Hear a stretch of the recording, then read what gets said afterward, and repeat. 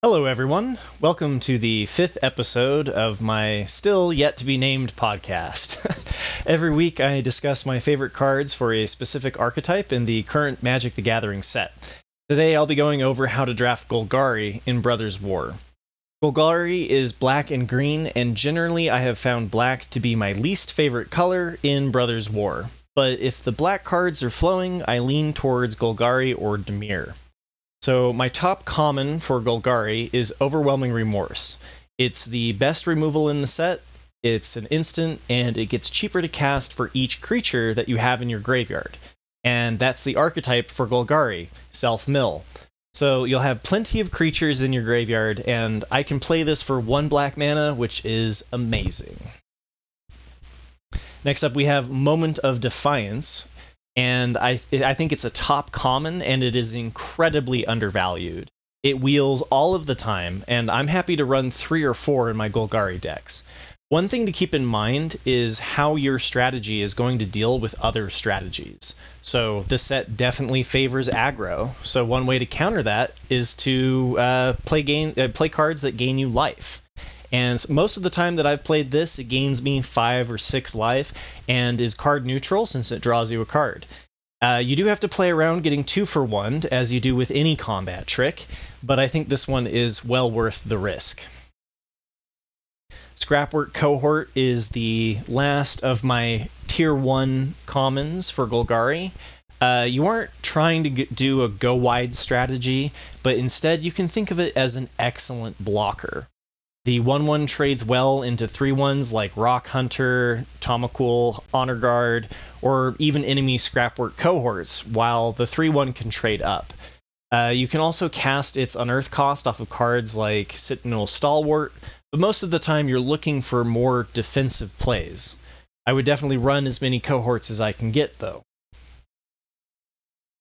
So similarly to my previous guide on Gruul, Golgari is also trying to make use of Power Stones, but instead of just playing big beefy creatures, it is trying to eventually win by outvaluing your opponent, off of utilizing your graveyard. So Gix's Caress is a card that wheels that I think you should be taking advantage of. I think you only want to run 1 or 2, despite easily being able to draft more, but taking out your opponent's biggest threat before they are able to play it, when learning information about their hand to play around in future rounds, as well as creating a Power Stone, has worked really well for me in Golgari.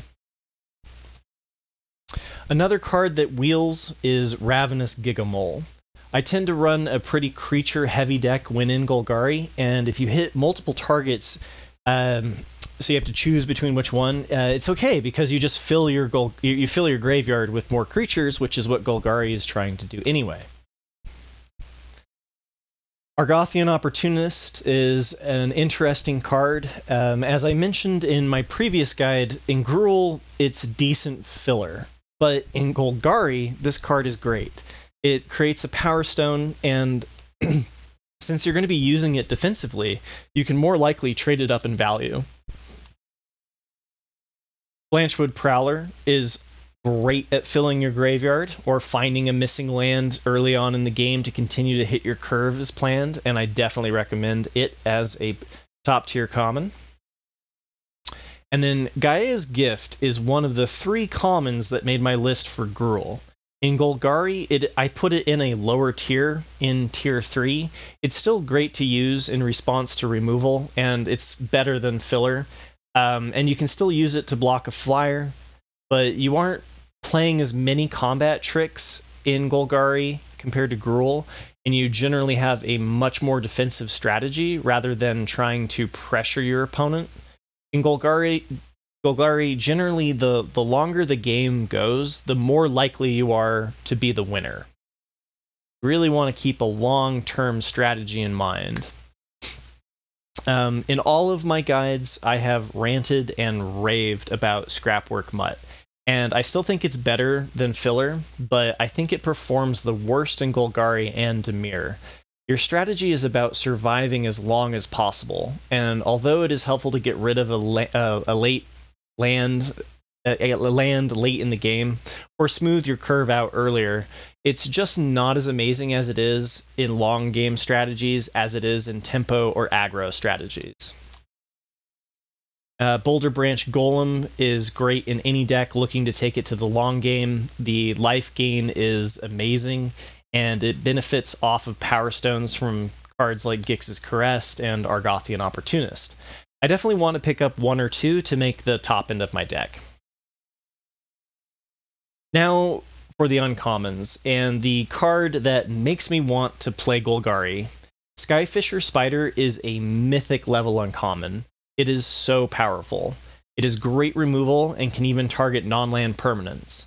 It has reach, so it can block a majority of the flyers in the set, and you gain a huge amount of life off of the self-mill in Golgari. Sometimes you won't want to exile it if you plan to bring it back with Emergency Weld, for example, but I've gained 10 plus life off of this card, and it's definitely S tier. My tier 1 uncommon for Golgari is Obstinate Baloth. It's also worth noting that although it is great in any green deck, it performs the best in Golgari, and this is because of the life gain. It's a big force as a 4/4 for 4, and I would play as many as I can get my hands on. Now, this one is going to come as a bit of a surprise. My next tier 1 uncommon is Combat Thresher. Not so much for playing it out on turn 3 with the help of Sentinel Stalwart, but because it's a great card in the late game. A 3/3 double strike that draws you a card fits the strategy of eventually outvaluing your opponent. I'd keep that in mind if you're in Golgari. It's not just a white card. Now for my tier 3 uncommons, and we have another surprise. Static Net, in my opinion, is worth splashing. It's great removal, it gains you 2 life, and it creates a Power Stone. These are all things that the Golgari deck wants to do. So I would keep your lookout for splashing Static Net. Now, as I mentioned in my guide to Gruul, there isn't a card that gets better payoff off of Power Stones than Mask of the Jadecrafter. It also has Unearth, so if it gets milled into your graveyard, that just helps you find it. This card is how you win the game in Golgari. It generates so much value, and it's very difficult for your opponent to keep up.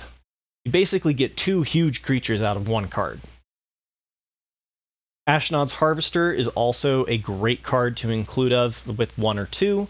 Again, you're going for a late game strategy, so it's not as strong in Golgari as it is in, say, Boros, but it's still a good defensive card and can trade up in value. And more importantly, in my opinion, it answers annoying Unearth cards. So if they play something like a Phyrexian Dragon Engine or a Simian Simulacrum, you can use Ashnod's Harvester to attack in, maybe even trade, and remove that card from their graveyard before they can unearth it. Self-Assembler is also a card to keep in mind since you are trying to outvalue your opponent in the long run. Similar to Gruul, you are playing a Power Stone strategy, and it's not as good in Golgari as it is in Gruul, since it is more of a mid-range card, but if you can manage to pick up 2 or 3, you won't be disappointed. Playing cards that replace themselves is how you outvalue your opponent eventually. Now for the rares. Golgari is the deck of commands. Both Gix's and Titania's command are absolutely busted. I've found myself using all 4 options depending on the situation. You are almost always making them sacrifice their highest power creature.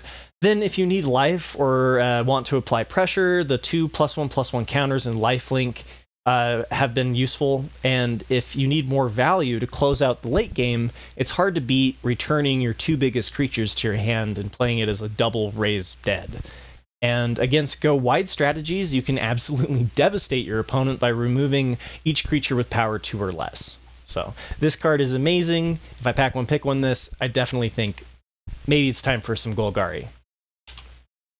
Titania's command is also busted. As I mentioned in my guide to Gruul, you are almost always making 2/2/2 tokens, then giving your entire board 2 +1/+1 counters. So even if your board is empty, this is at least an 8/8 for 6 mana, and it just gets better the more that you already have on your board. And I should note that this Golgari is really the only archetype I've seen the other ability played, where you exile your graveyard, usually yours is bigger than your opponent's, and you can gain a ton of life late in the game. So to keep it in mind, usually you're using option 3 and 4, but option 1 could definitely play in Golgari. Misery Shadow is an excellent card in any black deck. When I pack one, pick one this, my mind tends to go to Rakdos because it can be a very aggressive card.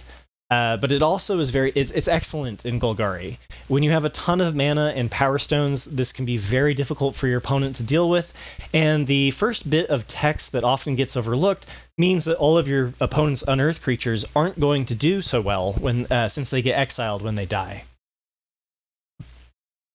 Now, I'm going to skip some rares that I've mentioned in other guides because we've already covered them, but I'll give them a quick mention in case you missed it. The colorless artifact creatures like Steel Seraph, Precursor Golem, and Simian Simulacrum are all excellent in Golgari. Similar to Gruul, you have Power Stone synergies, so any of those colorless rares make great top end for your Golgari deck. Gixian Puppeteer is a rare that I haven't covered yet, so let's go into it a little bit more detail. It reads like it would be best in the Dimir strategy, where the archetype is drawing a second card each turn, but it is a Rakdos superstar. It's good in any black deck, and the fact that this can trade and bring something mana value of 3 or less from your graveyard to the battlefield does work well in the self-mill strategy in Golgari. It also pairs well with cards that let you draw, like Scrapwork Mutt and Moment of Defiance. Mazemind Tome is definitely worth a mention. It performs best in Simic and Golgari, and Golgari tends to be a better deck than Simic, so when I pack one, pick one Mazemind Tome, my mind goes to Golgari. You don't have a whole lot of access to card draw, and the one downside with this card is that it's slow. Since you were going for a long defensive strategy in Golgari, this card definitely helps you outvalue your opponent later in the game. Ashnod Flesh Mechanist is a good defensive card. It's best in Dimir, where its ability to make 3/3s is more relevant. In Golgari, you'll have plenty of targets to exile, but usually you have better things to do with the mana like Mask of the Jadecrafter. It's still a 1/1 Death Touch for one that trades up in value, or at the very least draws a combat trick out of your opponent's hand. And again, I'm going to skip a couple of rares just to, but I will give them a brief mention. Phyrexian Dragon Engine fits the colorless Power Stone synergy, and Teething Wormlet grows from your Power Stone synergy similar to Gruul, but it's more of a mid-range card. And the Might Stone and Weak Stone is decent removal that works with your Power Stone synergies and helps pump cards like Mask of the Jadecrafter later in the game. They tend to drive me in other locations, which is why I'm skipping them. Transmogrant's Crown is my last notable rare. It is best in Rakdos and the aggro version of Orsov, but its third best archetype is Golgari. It helps you trade up in value, and the card draw helps you outvalue your opponent. Now for the Mythics.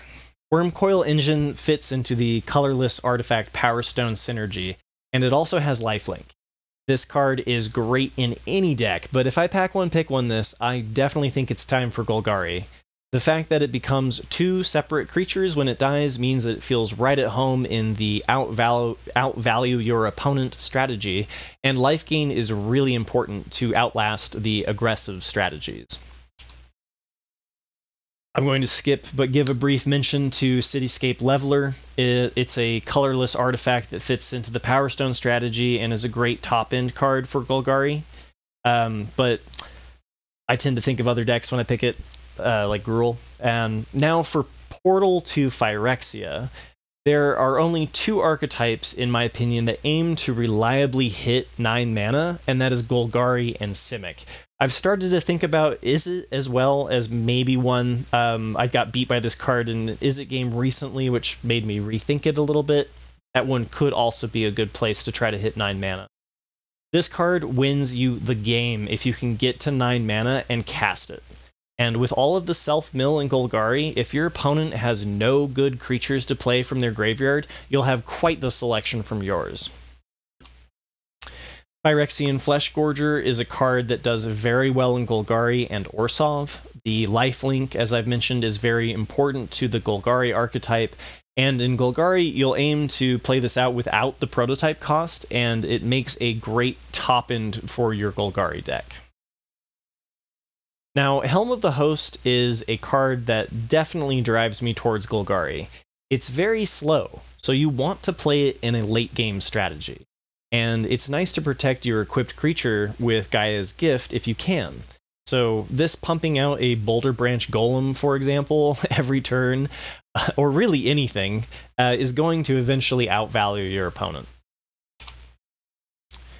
Again, going to skip over a card and give it a brief mention. Gix, Yawgmoth Praetor. Its worst archetype is Golgari, since you are playing a defensive strategy, and you don't really have all of the evasion and whatnot to take advantage of the hitting them drawing cards, but it's still worth a mention, especially because of its late game abilities, its late game mana sink ability. I will talk about it in more detail in my Rakdos and Orzhov guides. Titania, Voice of Gaia, is usually a mythic, I'm sad to see, but in Golgari, it is a good inclusion. Every time you turn over a land while you self-mill, you can end up gaining a ton of life off of this card, and a 3/4 reach for 3 is a great defensive card. Rootwire Amalgam is a good mythic, and its best archetype is Golgari.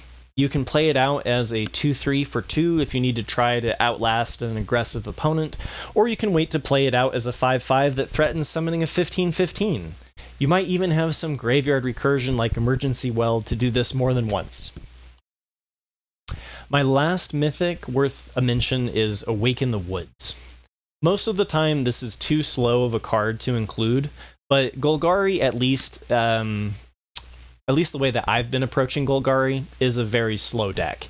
You can make some silly board states with this card, and Mask of the Jadecrafter, since each 1/1 token is a land, and it produces mana. So you can also play this on turn 4 and ramp to 6 or 7 mana on turn 5 to get an early Titania's Command or Boulderbranch Golem into play. The 1/1s, at the very least, are useful to chump big beefy creatures as chump blockers if you need to just stall to your late game strategy. So if you've made it this far into the guide, I have a little treat for you. This is the most busted deck that I've drafted in Brothers War. It went undefeated 3-0, 6-0 in a best of 3 limited tournament. The tournament is called Peeps and Keeps. It's hosted by Isaiah_MTG. If you enjoy watching Magic the Gathering, I highly recommend checking him out on Twitch. He usually streams later in the evening, shortly after my stream ends, and I think he's been playing Magic even longer than I have. So go check him out. Anyway, I think this deck is a great example of what you are trying to do in Golgari. It has many of the cards I just mentioned in the guide, and with 18 lands, it is definitely going for the long haul. I hope you enjoyed my simple guide to Golgari. Remember to hit like and subscribe to help support me, and you can catch me Monday through Friday at 2 p.m. Pacific, 5 p.m. Eastern on Twitch. And if you have a specific archetype you'd like to see next, let me know by voting on Patreon. The link will be included in the description, and you do not need to subscribe, although it would be appreciated. Thank you all for the support, and I'll see you next week.